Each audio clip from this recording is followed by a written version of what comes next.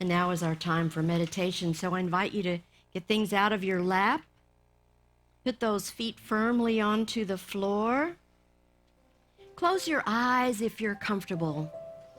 And we'll begin taking some deep breaths together, breathing in and breathing out. Do that a couple more times.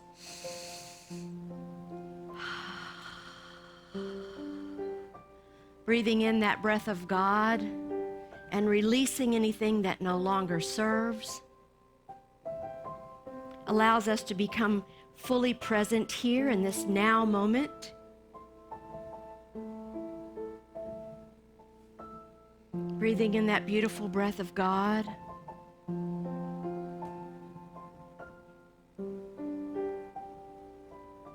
With each breath we take, it brings us more fully present into this precious and sacred moment. This is our time to turn inward, to realize that secret place of the Most High that lives within us, that quiet power that we have. It lives at the very center of our beingness.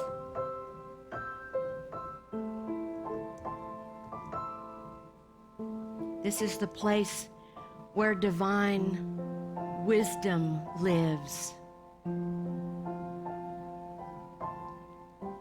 where that divine wisdom will whisper to us things that we need to know, things that we need to hear or acknowledge.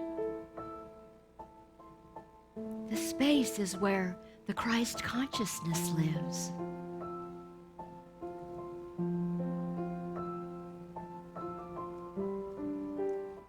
It's where our faith resides. We know that we are never separate from the love of God because we are the love of God. Right here, right now. The same Spirit that created the mountains and the oceans and the stars created us.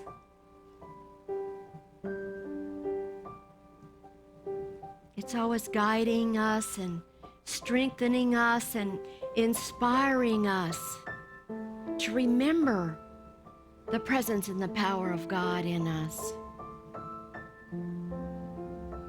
Because you see, when we align with that, it empowers our faith. It helps us to remember that we have everything we need in this now moment to do that which is ours to do.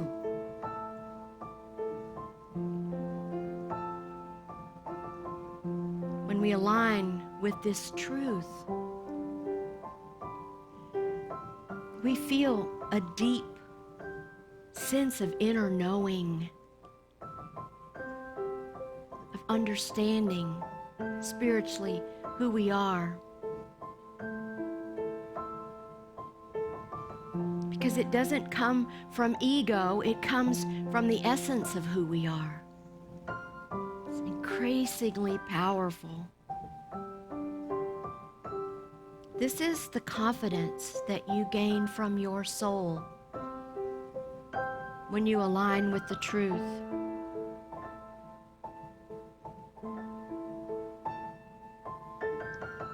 And when we do this, we are no longer dependent on anything that is outside of us, because we carry that truth within us always. Feel that unconditional love of God that you are in this moment, right here, right now. Open yourself to it.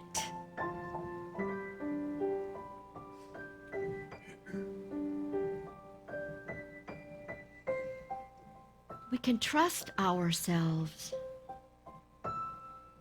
because we have this immense trust of the one who made us the one who lives in us, as us, and through us. As Jesus reminded, the Father and I are one, and that's you. So in the silence, let these words encompass your being. My faith is sacred. My confidence is born of spirit. In the silence.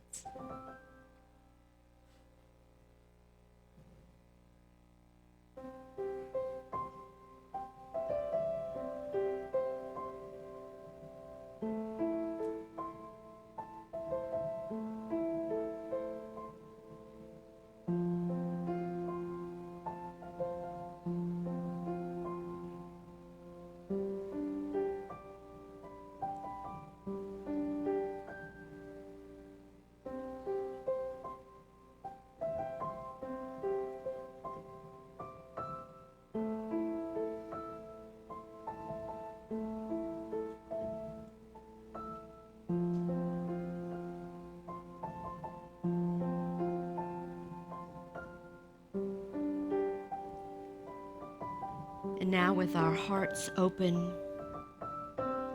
and our spirits steady,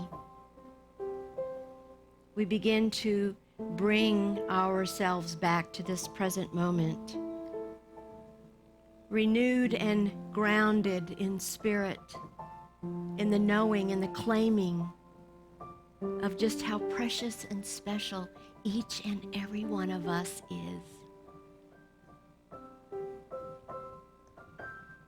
So when you're ready, I invite you to open your beautiful eyes.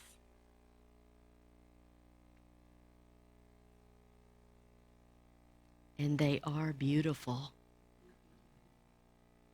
I wish you could see what I see from up here.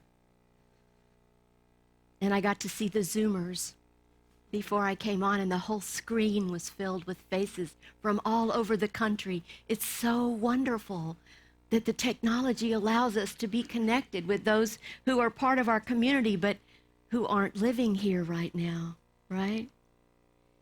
Okay, so self-faith equals innate confidence. Long before I knew anything about unity and these new thought teachings, I had a level of confidence that I didn't exactly understand where it came from, but I was aware of a confidence that I carried within me. And if I look back on it, I think I was a little bit fearless. I mean, honestly, I got an idea and I followed it through, whatever it took to do it. And so what I want to tell you was, I guess I was in my late 20s or early 30s. I can't remember exactly, but I was working for Lutheran Social Services of Texas. I was a geriatric social worker for 25 years before I came into ministry. So I had a whole nother life. And I ran adult daycare programs for people who needed to put their loved ones in respite care during the day so they could go to work and do their daily lives, right? And so I was running this one center in one part of town, but we really were getting calls for people that lived way south. And Austin, Texas had gotten really big, and it took like an hour to get from one end to the other. And so I began a search of looking for a place where we could open another adult daycare center. And the higher ups in my organization were saying, I don't really think we have the money for that. We don't really have the funding for that. I'm not sure how that's going to come about. And I said, if I can put it together, can I do it? And they thought, she's not going to be able to do that. They didn't know me very well.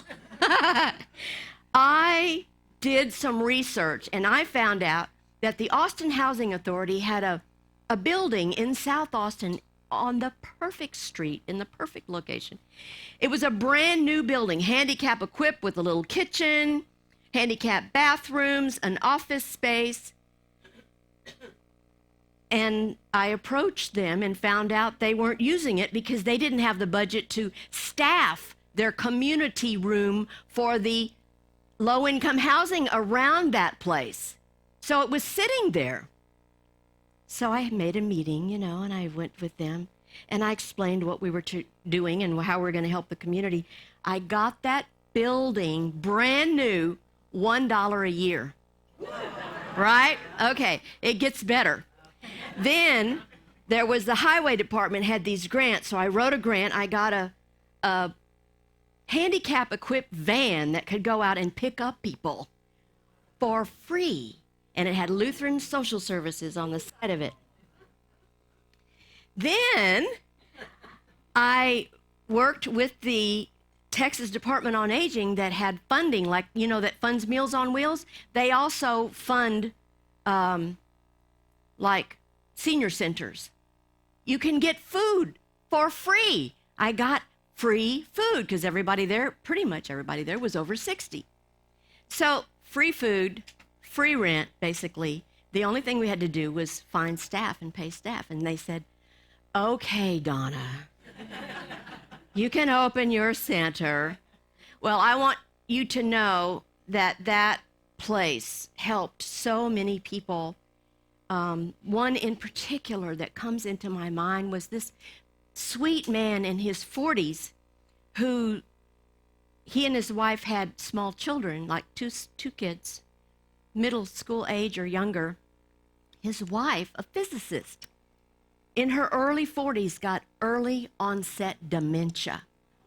So this man was dropping his kids at school and then dropping his wife at adult daycare center and then going to work. I mean, that's the kind of thing. Do you get God bumps? I get God bumps every time I think about it. And just multiply that by how many times people had their families living with them, their mothers, their fathers, their sisters, their brothers that needed additional care. And so that's what we did. And so this month, we have this theme. It's called I Am Confident. And so let's say our affirmation together. I am bold and confident. I live with divine audacity. Don't you love that? Yes. Do you feel the power in that? Yes. It's like, wow, whatever it is, you can do it. You can do it.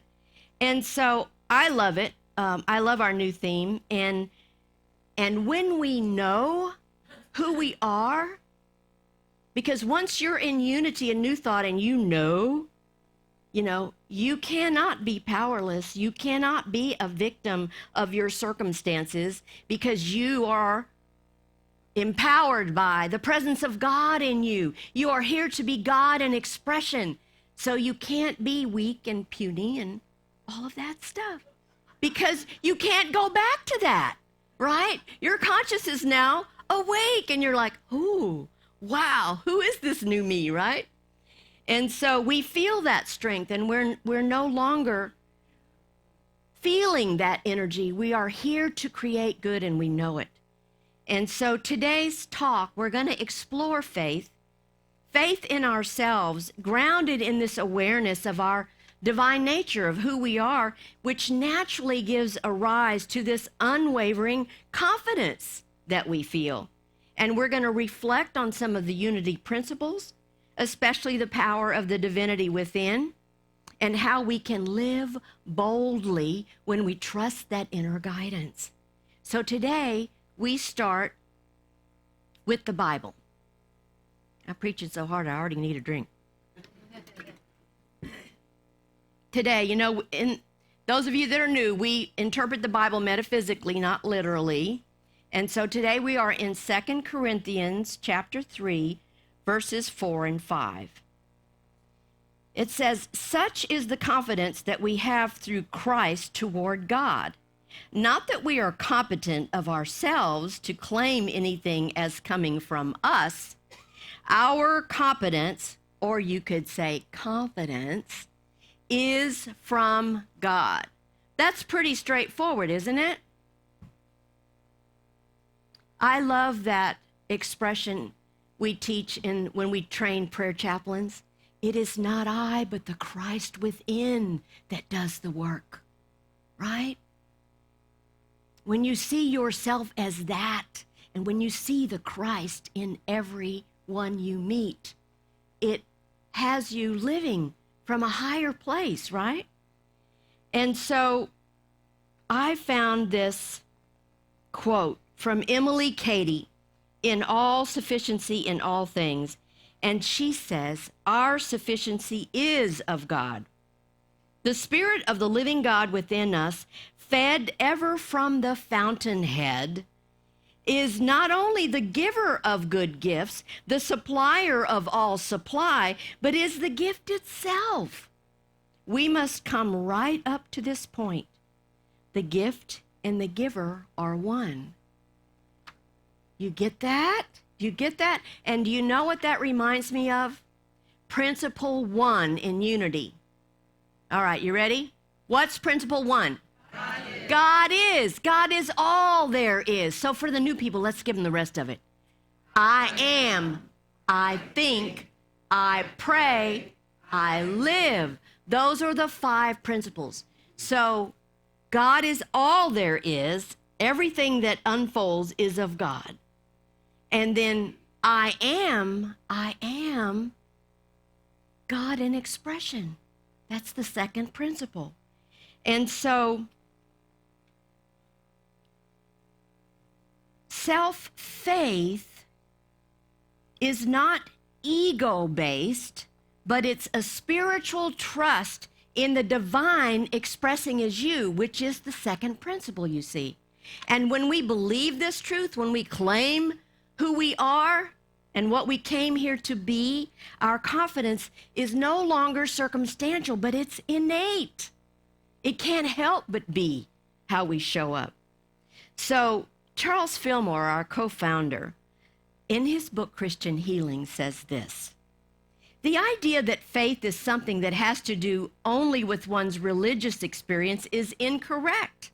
Faith is a faculty of the mind that finds its most perfect expression in the spiritual nature. But in order to bring out one's whole character, it should be developed in all of its phases. That it is a power is self-evident. People who have faith in themselves achieve far more than those who do not believe in their own ability. It's truth, isn't it? Right? We call this self-faith innate confidence. But confidence is only a form of faith. So Fillmore, in the Revealing Word, he defines faith as the perceiving power of mind linked with the power to shape substance. That means when you have a desire in your heart, I wanted to open a new adult daycare center. You have a desire in your heart, and all you can think about is how you're going to make it happen. You visualize it. You see it. You see the van driving up and dropping off the people, and you see the folks coming in. You visualize it. You use the power of your mind to create the life that you want. You pray about it. You meditate about it. You see it. You know it. What did Jesus say? Pray believing. You pray seeing on the other side the outcome of that which you choose. And when you live like that, you live with this confidence of, I can do this, right? I can do this. But this is the problem. We live in a culture that is very outer directed. You know how when you were growing up, everything was like based on the external. You know, it was all about achieving. It was all about success, right? It was all about how good you could be and how things appeared. You know, like I can remember my mom, you know, we have to be, you know, be a certain way because the neighbors, you know, I was like, might judge us or, you know. So anyway, our culture is kind of based on things that are all exterior, out here, not important. And then you contrast that with actual spiritual confidence that arises from knowing what we teach. I am one with God, therefore I lack nothing. Say it with me. I am one with God, I lack nothing. That's why, you see, our youth and family ministry is so important, because these children are growing up with the knowing of how precious and special and powerful they are as young ones. They're getting the message early on that they're powerful in themselves because they expect and accept their divine aspect of themselves. They know nothing in the outer is as important as the inner knowing and the guidance that they receive from the Christ within. So one of the blessings about living these principles and about knowing these truths and unity and new thought is that it helps us to not be drugged down by that which we see in the material world. Watching the news, right? Those things that upset us and bring us down and make us depressed. Because I was thinking about this. It's a little bit like a pilot, I believe, and we have a couple of pilots in our congregation, by the way. When they run into turbulence, they don't stay there, do they? No, they rise above and get out of it so they can see down on it, right? It's a different perspective. And we as truth students do the same. We cannot change anything in the consciousness of the problem. We have to rise above it, and we have to see it with our spiritual eyes, and we have to know the truth of it. God is in this too, no matter what. Do you see the difference? We are seeing it with our spiritual eyes. We're not seeing it with the humanness of because we're 100% human and 100% divine all the time. So we're like these scales. We're trying to figure out, I'm being more human, need to be more spiritual. We live kind of schizophrenically, and I'm sorry, but that's kind of the way it is. And so we come into this to learn how to have better control of our thoughts. Pay attention to what we're thinking, right? That's what it's not easy. It's simple, but it's not easy to live these teachings. And so, if you think about it, think about the story in the Bible of David and Goliath. Goliath was big. He was a big man. The Israelites were preparing for battle against the Philistines, and he was a Philistine and had been a warrior all his life.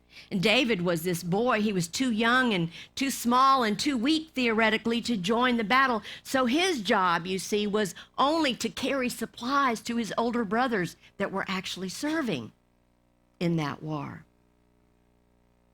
But David heard that what Goliath was doing was prodding man-to-man combat. He was, egging people on to fight. He wanted to fight. It was just in him. He had to fight all the time. And so David goes to King Saul and he says, I want to fight this man. And King Saul looks at him and goes, yeah, right. Son, there's no way you can go against this guy. He's been fighting since he was a teenager, right?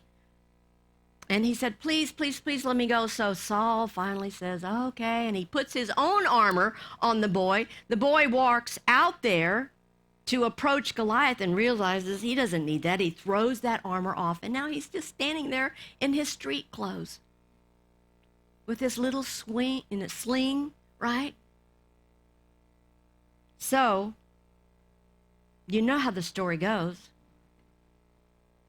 One small stone launched from his sling, and Goliath falls.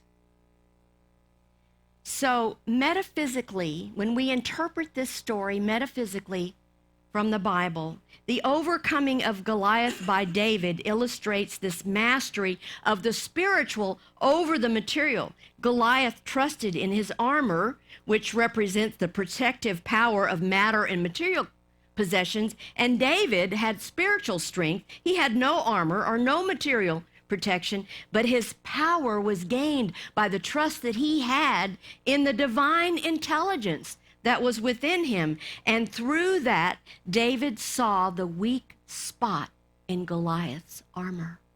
And that's all it took. One tiny stone, and the man was out. So co-founder Charles Fillmore taught that spiritual strength always overcomes the seemingly strong personal and material conditions. Do you believe it?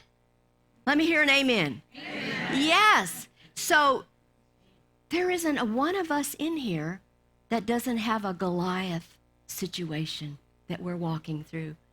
Every single one of us has a Goliath thing that we're dealing with.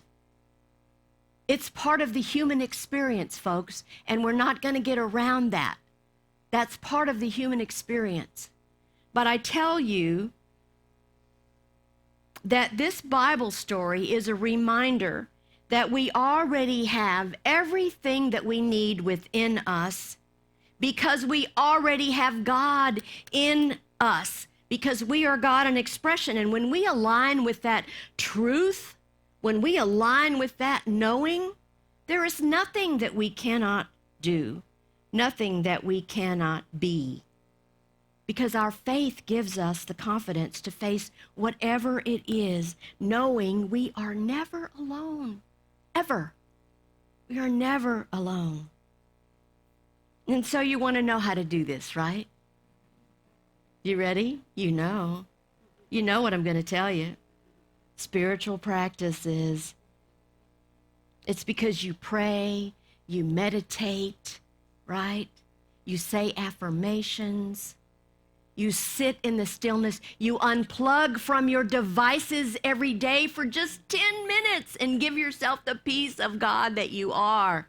You just unplug a little bit. And then you visualize, like I saw my adult daycare center, you visualize yourself stepping through whatever your Goliath thing is.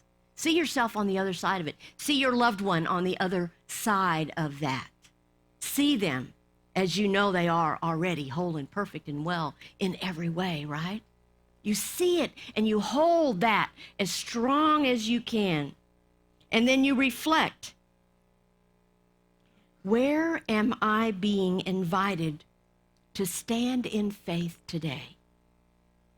Where am I being invited to stand in faith today? For yourself or for someone else that you know is struggling?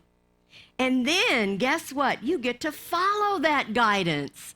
If it says, tap, tap, tap, you need to call them, you need to send them the daily word for the day, whatever it is to uplift someone else, you follow through and you do that. When you follow that guidance and you stand in your faith, you feel that innate confidence that is already strong and ready for you to face whatever is yours to face. All right, enough preaching. It's time for a joke. So, there was these two guys, and they ran into each other in the parking lot. And one says, "Hey, Earl, how are you doing?" "Hi, Clyde, I'm doing good, but I can't find my car." And Earl says, I know what you're talking about."